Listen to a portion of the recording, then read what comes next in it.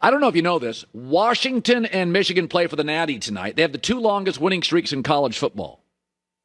Third longest is Arizona, who capped their bowl season, beat Oklahoma. They've won 7 straight games. Jedd Fisch used to be on Harbaugh's staff. Jedd Fisch, they had a chance to beat Washington, has done a remarkable job with Arizona. First of all, it's great seeing you. You're one of my favorite people in coaching ever. So let's start with this. Penix is a handful. Now, you kept his receivers out of the end zone, but he threw for a lot of football fields against you.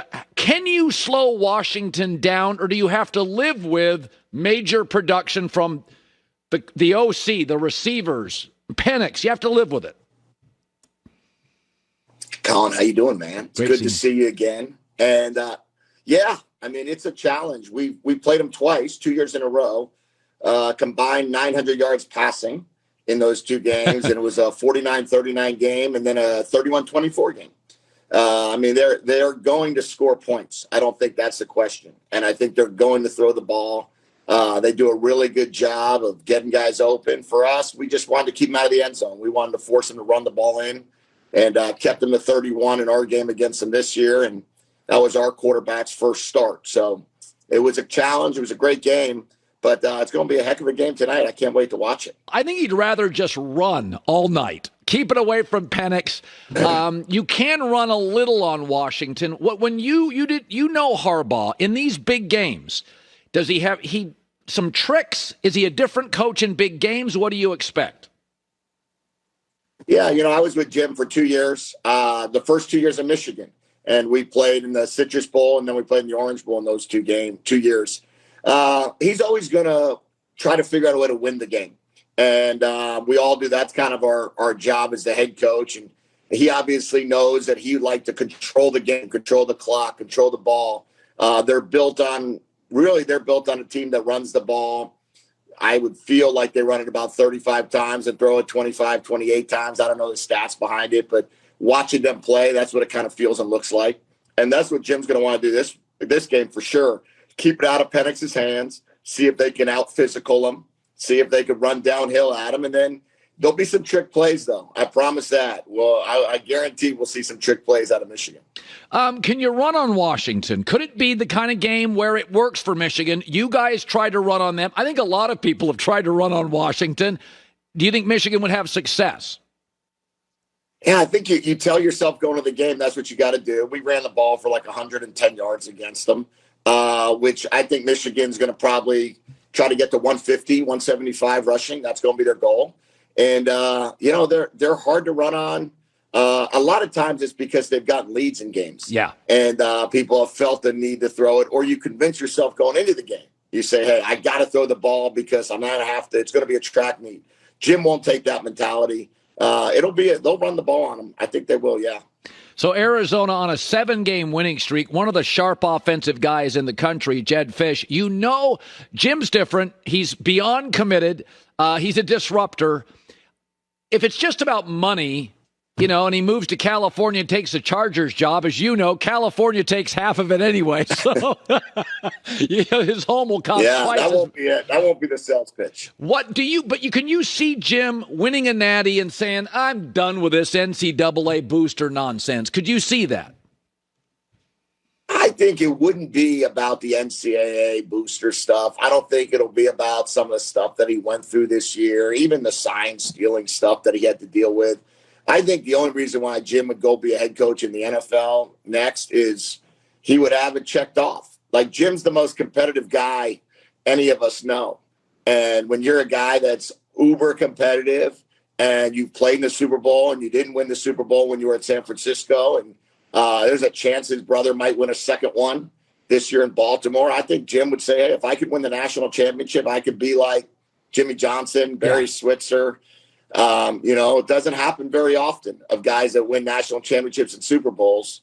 And I think that's what he would try to do. He'd try to be that guy. So Arizona football's rolling. You also face Caleb Williams. So you face Penix and Caleb Williams. They are different players. Penix is like a bigger Tua. It's beautiful. The beautiful deep ball. Caleb throws accurately, but he's got a lot of stuff there. He's got a lot of athletic ability. If you had to face one or the other, I mean, what do you make of Caleb as a pro? I would not want to face Caleb. I think Caleb we played him. We lost in triple overtime the week after our Washington game and lost 43-41. And that, fortunately for us, that was the last time we lost the game. But in that situation, you play Caleb, and he's so dangerous with his feet. I mean, they went for two and got a couple 2-point plays with his feet. They scored the last touchdown with his feet. The guy's just able to keep plays alive in a different way than Penix does. I comp Penix to 2 also. I think it's the right comp. I hope it's not just because they're both left-handed. Yeah. But it feels to me like that's who he is. And it feels to me like Caleb he's more Justin Herbert than he is any of the other guys that I can think of right now out there. By the way, you know Sean McVay very well. As you've built Arizona, I'm sure you keep in contact with him. He has done a job this year, Jedd, that's insane. I mean, they have nothing but Aaron Donald and kids on defense. What is his secret sauce? I'd say his ability to communicate and not flinch. He's magical with people. That's his sauce. That's the secret sauce. I coached with him for 2 years. We went to the Super Bowl in 2018. Then 2019, we struggled a little bit, 9-7, and then I went to New England. And then he won the Super Bowl 2 years later, our first year at Arizona. But I just saw him a couple of weeks ago when they played the Giants. I went to that game. And his secret sauce is his ability to get people to play at their absolute best. Yeah. Nobody wants to let Sean down. I used to say this, and you know this, when I was driving from Hermosa Beach up to Thousand Oaks every day, regardless of how long the drive was, I didn't want to not be the first guy in there. I didn't want to let Sean down. I didn't want to leave before Sean. And that's what he does for his players. That's what he does for his coaches. And his secret sauce is no one wants to let the guy down, man. He's special. Minute and a half left. You told me 8-9 years ago you always wanted the Arizona Wildcats head coaching job. You told me that years ago. And I'm like, you could go here, here, here. You're like, I want Arizona. Why did you want it? And has it been everything you dreamed of? I just felt like it was one of those spots that it reminded me of the SEC, but it was on the West Coast. It had everything we ever wanted in a college program. I love college athletics. I love college basketball, baseball, softball. I love the fact that there's a campus surrounding you. There's everything you want, Greek life. And I just said, hey, if I can get that Arizona job and we have a chance to turn this thing around, which I think we can, you turn it around and you got great things going your way at Arizona. There's no difference to me than going to any of these SEC schools, which are big state schools. Hi, everybody. Thanks for watching. Subscribe here to get the latest from the show. Also, be sure to check out more of the best clips from The Herd or go watch a few segments from other shows on FS1.